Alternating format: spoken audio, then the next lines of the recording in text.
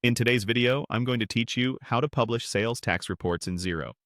By the end, you'll know how to create a finalized, time-stamped copy of your sales tax figures so you can reference them later for filings, audits, and record keeping. Publishing is different from simply viewing a report. It saves a fixed snapshot of the numbers as they stand today.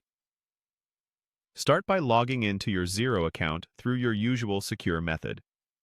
Once you're on the dashboard, head to the top menu and click Reporting. From the list of available reports, select Sales Tax Report.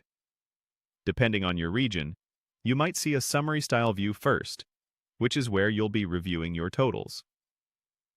Take a moment to review the Sales Tax Summary Report. This page typically shows your taxable sales, tax collected, and any credits or adjustments that affect your return. Confirm you're looking at the correct organization and tax regime, and scan the figures for anything that looks out of place.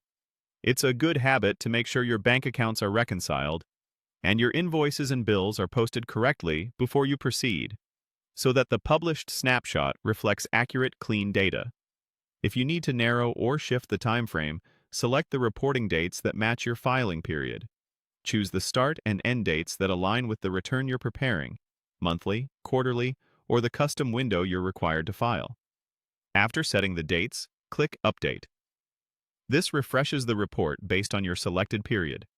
Give the page a moment to recalculate, then verify the key totals again to ensure you're comfortable locking them in. When you're confident the report reflects the correct period and figures, click Publish. Publishing tells Xero to store a permanent version of this report as it appears right now. Think of it as your official snapshot for that period. You can still run the report again in the future, but the published copy won't change. Confirm the report publication when prompted. This extra confirmation helps prevent accidental snapshots. After confirming, wait for the published report to save. You might see a brief loading indicator. Just give it a moment and avoid navigating away while it completes. Finally, review the published sales tax report.